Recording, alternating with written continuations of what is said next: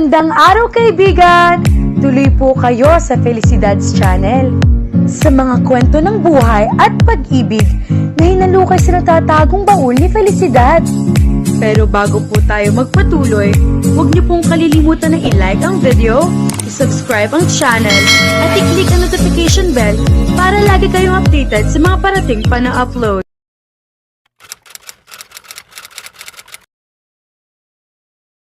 Nagising si Sofia sa isang hindi pamilyar na kwarto. Nahulaan na niya ang dahilan niyon kung bakit dahil mabilis na nagbalik sa isip niya ang mga nangyari kanina. Nahimatay siya at malamang dinala na kung sinong tumulong sa kanya sa hospital, base na rin sa kulay ng kwarto na purong puti. Ngunit kinalabutan si Sofia sa isipin na kilala niya kung sino ang tumulong sa kanya at hindi naman nagkamali ang pakiramdam niya. Gising ka na. Kumusta ang pakiramdam mo? Nakahinga ng maayos si Easton, malayong malayo sa nararamdaman niya ngayon. I'm fine. Sa palagay ko, kaya ko na asikasuhin ang sarili ko ngayon. Tatayo sana siya kung hindi lang nakaramdam na kung anong sakit sa kaliwang kamay. Doon lang niya napagtanto na nakadextrose pala siya. What the hell? Bulalas niya. Lumabas sa diagnosis mo na dehydrated ka. Right? Iyon lang ba? Nanalangin si Sofia na sana ay iyon nga lang sinabi ng doktor sa binata. Kung ganoon ay, nope, hindi lang iyon. Alam ko ng lahat, Sofia. Inaasahan niya makakarinig ng galit sa tinig ni Easton. Pero mahinahon lang ito. Tumungo siya. I'm sorry. Ibig sabihin, alam mo, bakit kailangan mo itago sa akin? Kailan mo pa nalaman? Noong isang araw lang. Sinabi ni Sofia ang dahilan niya kay Easton. I understand. Tumango-tango si Prince Easton at hindi na muli nagsalita. Mahinahon ito pero mukhang may iniisip. Nagkaroon ng oras si Sofia para pakatitigan ng binata. Hindi ganoon na naiisip niya na magiging reaksyon nito. Naiisip niya na magagalit ito dahil masamang balita iyon. Ayon sa mga nababasa, kilala niya na kahit paano si Easton. Isa ito mapaglaro sa babae, kaya inaasahan na niya na hindi nito magugustuhan ang balita. Isang malaking responsibilidad sa binata ang bata at maaari maging dahilan iyon para matali ito sa isang babae. Gugustuhin ba ng isang lalaking kagaya nito ang ganoon? I'll marry you. Maya-maya ay sabi ni Easton. No, hindi mo gagawin iyon. Tutol bigla si Sofia. Hindi inasahan ang narinig. Ginagap ni Easton ang kamay niya, kaya ang lahat yata ng lakas ng loob niya ay tila natunaw. Hindi ko hahayaan na magkaroon ako ng anak na bastardo. Isa pa, taga-Mahorca ka. Alam mo ang kultura, kailangan kitang pakasalan. Nasa modernong panahon na tayo. Huwag kang old-fashioned. Kaya nating mabuhay nang naaayon sa gusto natin. Ang mahalaga ngayon ay nalaman mo na. Iyon lang naman talaga ang gusto kong iparating sa'yo. Iniwas ni Sofia ang mukha mula sa binata. Doon na lumalabas ang inaasahan niyang galit kay Easton. Sa palagay mo, ganoon lang kasimple ang lahat? Ano ko ang batang yan? Kailangan kasali rin ako sa pagpapalaki sa kanya. Magpapakasal tayo sa ayaw at sa gusto mo. Inaasahan ko na maaring gawin mo ito. Pero ayaw ko, Easton. Hindi ako magpapakasal dahil lang sa kinakailangan o dahil sa isang responsibilidad. I will marry because of love. Putol ni Easton sa sasabihin niya. I should have known. I don't love you. Bahagyang nauta si Sofia nang sabihin iyon. Pakiramdam kasi niya ay nakapagsalita siya ng isang kasinungalingan. Dahil hindi naman maamin sa sarili, pakiramdam niya ay may higit pa siyang nararamdaman kay Easton bukod sa paghanga. Pero ayaw niyang aminin iyon dahil alam niyang sa huli ay masasaktan lang siya. Isama pa na sandali pa lamang naman ang pinagsamahan nila. Tanging sa mga bali-balita, lalo na sa showbiz news lang niya ito nasusubaybayan. Doon, nakilala ng husto. Hindi siya pwede magmahal ng ganoon kalayo. Tama ba siya? At alam ng lahat na wala kang kakayahang magmahal. Sandaling natahimik ang binata. Siguro nga, but I do care for you. I do care for our child too. Poprotektahan ko kayong dalawa, Sofia. Hindi ko hahayaang may manakit sa inyo. Nasigurado ako mangyayari kung papayag ka sa gusto ko. Gusto mo bang mailagay sa eskandalo? Nabuntis ka ng isang lalaking hindi ka pinanagutan? Napapikit si Sofia. Walang sino mang babae na gugustuhin iyon. Kahit siya ay ayaw rin na mapahiya. But she had values in life too. Hindi niya kayang maatem na pakasalan si Easton ng walang pagmamahal. Pero magiging miserable tayo. I don't think so. Ayaw mo bang bumalik sa dati mong buhay, Sofia? Alam ko nangyari. Alam ko din ang hirap na pinagdaanan mo. Minsan kang naging isang prinsesa. Kapag nagpakasal ka sa akin, ay babalik ang titulo mo na iyon. Magiging mas maayos ang buhay mo. A wealthy life.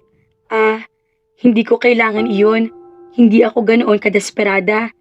Ang pagiging isang prinsesa ay nakakasakal sa akin. Bakit ko naman babalikan pa iyon? Hinawakan ni Prince Easton ang balikat niya. Kung ganoon, ay itatanggi mo sa anak natin ang isang magandang buhay? Isang pamilya dahil sa paniniwala mong iyon? Natigilan si Sofia. May punto ang binata. Maatim ba niyang dahilan sa mga paniniwala sa buhay ay hahayaan niya mabuhay ng walang amang anak niya? Hahayaan niya maging anak ito out of wedlock? Ang tuksuhin paglaki nito? Ayaw ko maging duty bride mo lang, Easton. Alam ko nagalit ako nang malaman ko ang gagawin mo sa akin, kapatid. Ganoon din ang nararamdaman ko ngayon. Ayaw kong gamitin mo lang. Ayaw ko magpakasal nang wala tayong nararamdaman. Sa sinabi niyang iyon, ay inilapit ni Easton ang sarili sa kanya. Sigurado si Sofia na maayos ng pakiramdam pagkagising niya. Pero sa pagkakalapit nilang iyon, pakiramdam niya ay nagkaroon siya ng sakit sa puso. Bumilis ang takbo ng kanyang puso, naramdam niyang hindi iyon normal. Pero hindi ba at palaging ganoon ang pakiramdam niya kapag lumalapit ang binata ng husto sa kanya? Kinakatakot niya iyon. Mas matindi pa sa takot na nararamdaman niya kung may sakit nga siya sa puso. Wala nga ba? Hindi mo ba nararamdaman ang passion ng ginawa natin ang bata? Didn't you like it? Hindi pa ba sapat na dahilan ang mga iyon para magpakasal tayo? Napalunok si Sofia. Mukhang malapit na siyang mapa-oo ng binata. Pero hindi pa patalo ang insecurity na nararamdaman niya. Pero sigurado ako na ganyan din ang nararamdaman mo sa ibang babae. Wala akong experience, pero hindi naman iyon dahilan para mag-exemption ako. Hindi ako special. Ibinigay mo sarili mo sa akin. Ikaw ang kauna-unahang babae na nag-alok sa akin ng ganoon. You are special. At sa nakalipas na mga buwan, sa kabila ng pagiging abala ko sa maraming bagay, hindi ka mawala-wala sa isip ko. You what? You do? Lalo yata siyang aatakihin sa pinagsasabi nito. Even if I want you again, alam ko na hindi ako lalaki para sa'yo. You are so beautiful, so nararapat na innocent, so pure, samantalang hindi magandang record ko, lalo na sa mga kabaro mo. Pero nagbago na ang lahat na ngayon. Kailangan natin na magpakasal para sa bata. It matters a lot now. Pero hindi lang iyon ang dahilan kung bakit gusto kita maging asawa. Gusto kita, Mina Querida. I want you. Pagkatapos ng mga sinabi, ay tinawid ni Easton na kaunting espasyo na naglalayo sa kanilang dalawa. Hinalikan siya ng binata. May isang bahagi sa isip niya na gusto magprotesta sa ginawa nito. Pero malaking bahagi niyon ang bumigay sa halik. Napapikit pa si Sofia. Sensation was enveloping her body as his lips took reckless possession of hers. Ngunit hindi niya magawang magprotesta. Pakiramdam ni Sofia na isa siyang alipin dahil sa halik nito. Sa halip ay nagawa niya pang ibalik iyon. She felt crazy, lalo na nang mapagtanto kung nasa ang sitwasyon sila. Anumang oras ay maaaring may pumasok sa hospital room. Easton, no! Kahit binabalot na nakakakiliting sensasyon, ay sinubukan niyang pigilan iyon. Huwag mo kong tanggihan. Alam ko na gusto mo rin ito. Pero ang nurses, baka tumigil si Easton sa ginagawa. Mukhang nakuha na ang ibig niyang sabihin, kaya inayos nito ang sarili. Alright, pero wag na wag mo na ulit akong tatanggihan, Mina Querida. I will marry. I want you. I will have you. Forever. Muling nagulo ang isip ni Sofia. Alright, I do want you to. Pero hindi kita kayang pakasalan. Nagdilim ang mukha nito, saka tumiim ang mga bagang. Sa parehas bang dahilan ulit? Umiling ito. Kalimutan mo ng kaugalian at ang paniniwala, Sofia. Isipin mo na lang ang ating magiging anak, ang kanya magiging kinabukasan. At kung sa tingin mo ay kulang pa iyon, dahil wala naman tayong pagmamahal sa isa't isa, gagawa ako ng paraan. Kumunot ang noo niya. Anong paraan? Minsan, narinig ko na ang love daw ay isang regalo. Kahit ang taong mahal mo ay hindi ka mahal. Sa mga salitang iyon, maaari naman na kahit isa ay nagmahal, diba? At alam naman nating lahat na wala akong kakayahang magmahal, na mapaglaro. Siguro naman ay nakikinita mo na ikaw dapat iyon. You were a good girl, vulnerable. Kayo ang mga madaling magmahal, kaya naniniwala ako na hindi ako mahihirapan sa'yo. Hindi ko kaya magmahal, pero ikaw kaya mo. Gusto mo ng pagmamahal sa isang relasyon? Pwede naman kahit isa, hindi ba? At gagawin ko ang lahat para mahalin mo ko. Kung iyan ang paraan para mapapayag kita na pakasalan mo ko. Sabihin mo nga sa akin, paano mo nagawa na ma-inlove sa'yo si Katniss? Maotoridad na tanong ni Easton sa kaibigan si Alaric. Dahil may problema, niyaya niya na matatalik na kaibigan na samahan siya para makapag-confess. As usual, naging tambayan na naman nila ang Casablanca Clubhouse Resort na pinupuntahan nila kapag may gusto silang pag-uusapan. Seriously, Easton, nagaya ka sa Casablanca para lang itanong yan? Natatawa pero bahagyang naiinis din na wika ni Alaric. Kumunot ang noo niya. Magkakaibigan tayo. We should share everything. Tumikim si Jonas. Ito, si Alaric at si Nimbus lang ang present sa kanila ngayon dahil may malaking problema si Riker sa Korea na hindi nito masabi-sabi sa kanila at baka magtagal daw doon. Si Blake naman ay nasa Pilipinas din.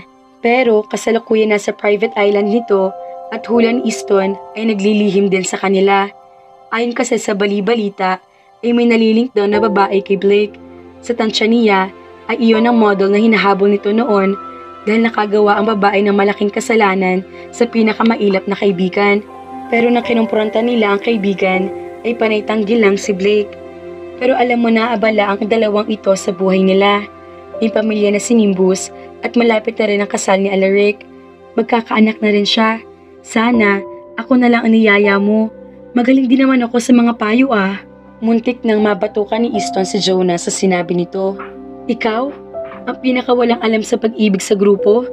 Come on, sa kanilang anim ay si Jonas ang pinakaromantiko. Sa katunayan ay nakarating na sa lagpas 3 dekadang edad na kaibigan pero wala pa rin ito nagiging nobya o kahit sino man na link na babae. Hinihintay pa raw kasi nito ang the one. Bumaling uli sa Easton kay Alaric. Sagutin mo ko. Paano mo nga na? Ipinakita ko lang na mahal ko siya. That's simple. Napangiwi si Easton. Scratch it. Hindi niya kayang gawin iyon. Paano niya mapapaamo si Sofia sa suhestyon ni Alaric kung wala nga siyang pagmamahal na nararamdaman sa dalaga? Tumingin siya kay Nimbus. Ikaw, Nimbus, paano mo napaamo si Audrey? Ngumisi si Nimbus. Hindi na kailangan. Siya ang una nakagusto sa akin. Napabuntong hininga si Easton. Pakiramdam niya ay pinagbagsakan siya ng langit at lupa. Bakit mo ba tinatanong yan, Easton? Huwag mong sabihin na may nililigawan kang babae at kailangan mo siyang mapasagot, tanong ni Alaric. Mas malala pa dyan. Ikinuwento niya sa mga ito ang sitwasyon. Holy shit! Halos sabay-sabay na mura ni Nimbus, Alaric at Jonas. Ang babae na ba ito ang tinutukoy ni Katniss na nakuha niya yung fashion designer para sa wedding dress niya? Iyong nahimatay daw at dinala mo sa ospital? Tanong ni Alaric. Tumango si Easton. At kailangan ko siyang pakasalan. Ayaw ko na magkaroon ng bastardong anak. Pero hindi lamang naman iyon ang dahilan. Gusto ko rin siya. Inamin ko na iyon sa kanya.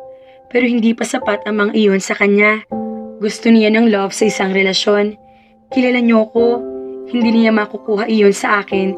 Kaya sinabihan ko na siya ang gagawa ko ng paraan para doon. Bad move. Kahit kailan talaga, palpa ka sa babae. Wika ni Jonas. NGSB, huwag mo ko sarmunan dyan. Wala kang alam sa babae. Teka, may inililihim ka ba sa amin? Natahimik sandali si Jonas. Bumukasara ang mga labi. Tumawa ito, pero mukhang kinakabahan. Bakit naman ako maglilihim sa inyo? We're almost like brothers. Gusto pa sanang usisain ni Easton si Jonas. Pero mas matimbang ang problema niya para problemahin pa kung anong mayroon sa buhay nito. Hindi mo ba talagang kaya magmahal, Easton? Untag ni Nimbus. I believe so. Yung mga naikwento dati sa akin ni Alaric tungkol sa nararamdaman daw sa pag-ibig, hindi ko pa nararamdaman. Napatigil si Easton nang may maalala.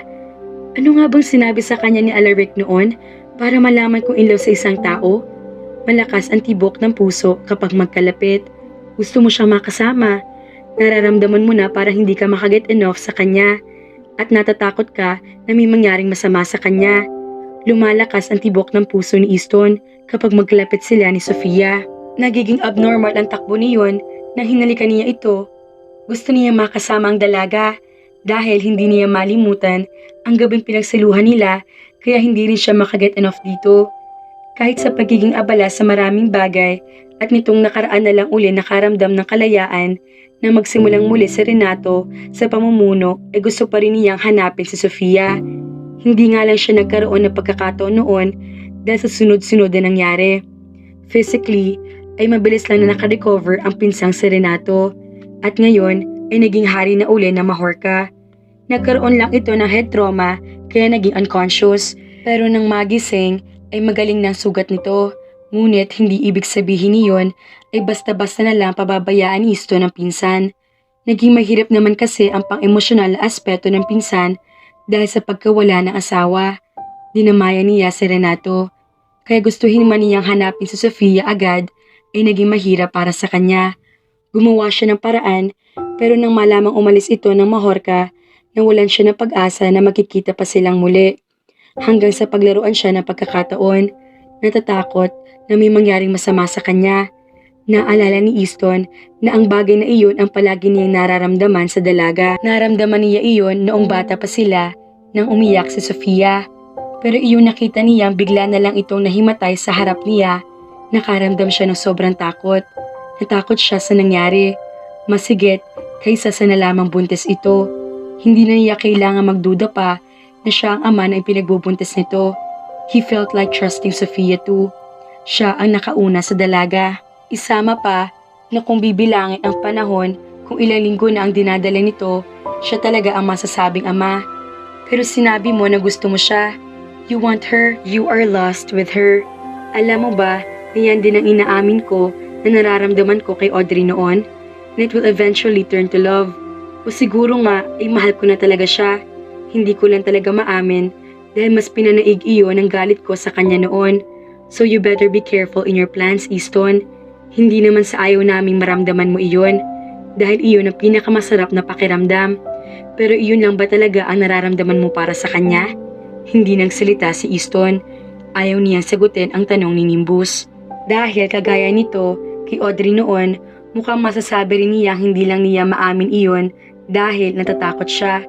Bago sa kanya ang ganitong pakiramdam, sandaling panahon pa lang ang pinagsasamahan nila ni Sofia. Hindi siya kagaya ni Nimbus at Alaric na matagal nang kilala ang mga nakarelasyon. Kailanman ay hindi pa siya nakakapagsabi ng 3 salita na iyon sa isang tao. He may be a lot of things, pero matapat siyang tao. Kailanman ay hindi siya nagpaasa ng isang tao. Sinubukan na rin naman ni Easton na magseryoso sa isang babae, kay Camille noon, dahil alam niya na babagay ito sa kanya. Pero naakit siya sa iba at naging unfaithful pa rin. Pero hindi ka naman nakakaramdam ng kakaiba kay Camille noon. Hindi kagaya ng nararamdaman mo kay Sofia ngayon, hindi ba? Gusto mang pabuntong hininga ni Easton.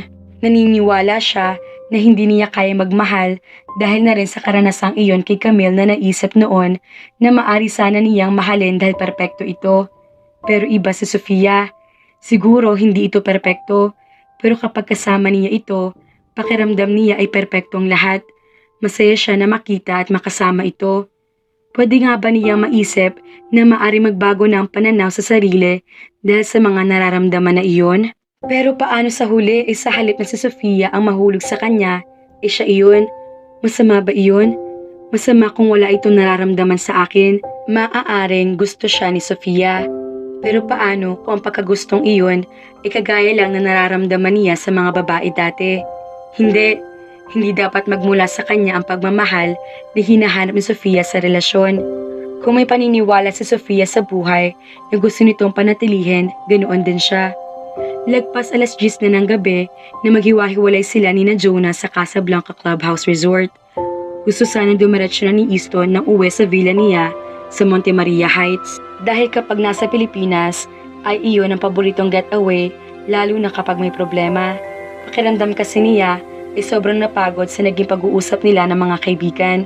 Sobra ang naging pag-iisip ni Easton dahil sa problema na niya iyon ang pinag-uusapan nila.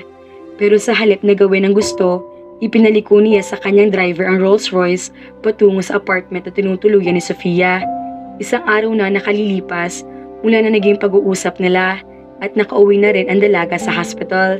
Ngunit kahit ganoon, hindi pa rin maayos ang lahat sa pagitan nila. Ayaw kasing pumayag ni Sofia dahil iginiit pa rin ang paniniwala nito. Pero kahit ganoon, hindi naman talaga niya tuluyang pinababayaan ng dalaga. May inassign siya na tauhan para tignan ang lagay ni Sofia, isang bodyguard. Pero hindi niya nagustuhan ang inasal ng tauhan nang makarating sa apartment. Lalo na makitang bukas ang pinto ng apartment ni Sofia. "You're fired." Hindi naman ganoong kalakas ang pagkakasabi ni Easton, pero sapat na iyon para magising mula sa pagkakatulog ang bodyguard.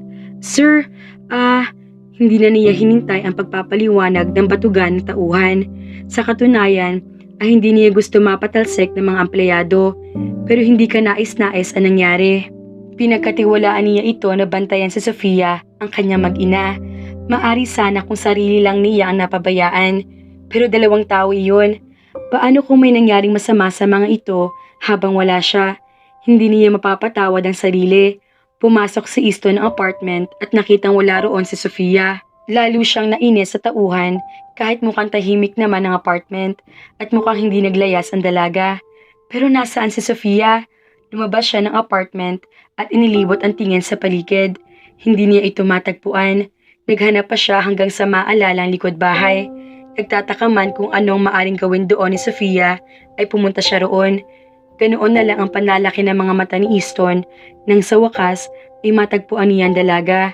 Nasa puno ito ng mangga at umaakyat. Grabe naman mga ka-felisidad. Mukhang naglilihi na ang ating bida. Ano kaya mangyayari sa susunod? Abangan!